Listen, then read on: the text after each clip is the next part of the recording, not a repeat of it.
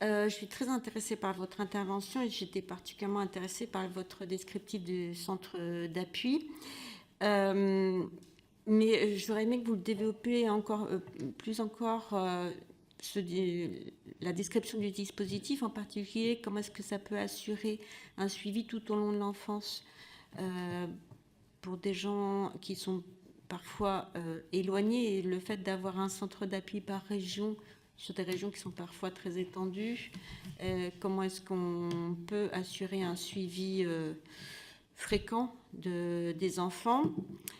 Alors, c'est pareil, sur les centres d'appui à l'enfance, donc prioritairement, ils seront dédiés aux enfants de 0 à 18 ans qui sont pris en charge en protection de l'enfance ou les enfants qui sont victimes collatérales de féminicide. Voilà le public prioritaire qu'on a défini dans un premier temps.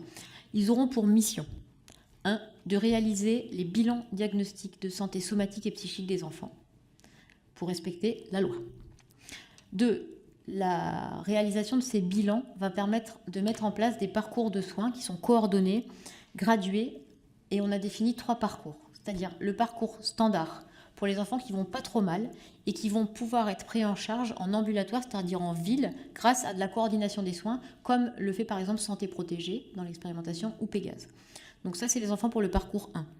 Ensuite, pour les enfants des parcours 2 et 3, donc renforcés et intensifs, les enfants seront pris en charge au sein du centre, avec, pour les enfants du parcours renforcé, des consultations de psychologues, psychomotriciens bimensuelles, et pour les enfants du parcours intensif, hebdomadaires, psychologues, psychomotricité, plus ou moins orthophonie quand il y a des troubles du langage. Les études montrent que quand on prend en charge précocement ces enfants, un suivi en moyenne de 24 mois permet de les remettre dans des courbes ou des développements qui se rapprochent de la population générale. Donc en fait, ce qu'on a prévu pour ce premier centre, c'est de suivre les enfants au minimum 24 mois. Et comme vous vous rappelez tout à l'heure de ce que je vous ai dit, les délais d'attente dans les CMP sont de 18 à 24 mois. Ça veut dire que l'idée est que dès que l'enfant arrive, on l'inscrit sur liste d'attente dans les CMP, on le prend en charge au centre, et dès lors qu'il va mieux, alors il peut basculer, toujours grâce à de la coordination des soins, sur un parcours ambulatoire. Par ailleurs, le centre proposera aux enfants des ateliers d'art-thérapie et de la prévention secondaire, enfin de la prévention, le renforcement de la confiance en soi, de l'estime de soi, de la nutrition. Vous savez que les enfants qui sont en protection de l'enfance ont beaucoup de troubles du comportement alimentaire. La connaissance de son corps permettra aussi de former les professionnels de santé donc à la spécificité de ces enfants et ou double traumatisme, et de former et d'aider les travailleurs sociaux qui travaillent en maison d'enfants pour leur permettre de mieux gérer les crises, pour prévenir les violences en institution.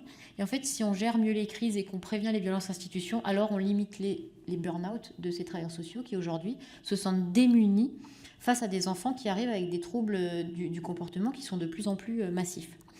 Et pour répondre à votre question, c'est sûr qu'un centre régional ne va pas suffire. Et c'est ce qui s'est passé à Hambourg quand Andreas Krüger a monté Ankerland. Et donc ils ont monté ce centre et se sont vite retrouvés dépassés, notamment dans les départements un peu plus reculés. Et ils ont mis en place des bus mobiles.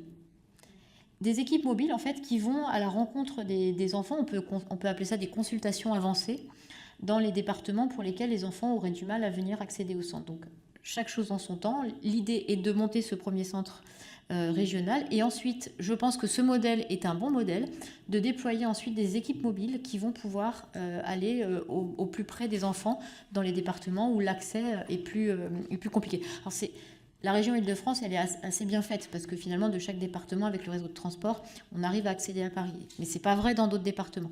Donc l'idée, c'est sur chaque territoire de pouvoir mettre en place ces bus mobiles. Et il y a autre chose qu'ont fait les Allemands, si je peux me permettre, qui est très intéressant, c'est qu'ils ont mis en place des Schrei-Ambulanz. Alors c'est quoi les Schrei-Ambulanz ? Ce sont des maisons pour les enfants hurleurs, pour les enfants pleureurs. Et en fait, ce sont des maisons de santé où les parents peuvent venir amener un bébé qui pleure en permanence pour avoir le soutien d'une puéricultrice, d'une sage-femme, des conseils, pour pouvoir le laisser un petit peu aux bénévoles qui sont dans la Schrei-Ambulance pour aller se reposer un petit peu. Et en faisant ça, les Allemands ont réduit de 47% le nombre de bébés secoués.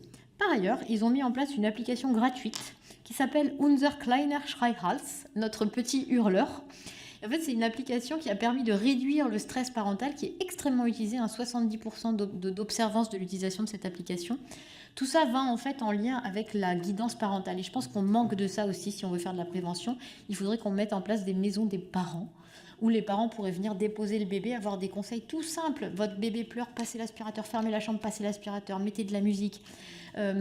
Des lieux où les parents pourraient venir déposer quelques heures le bébé pour avoir un peu de temps. Et je pense notamment aux familles monoparentales qui n'ont aucun répit. Et donc, en développant ces Schreiambulance version française avec cette appli, je pense qu'on pourrait faire comme les Allemands et réduire drastiquement le syndrome du bébé secoué.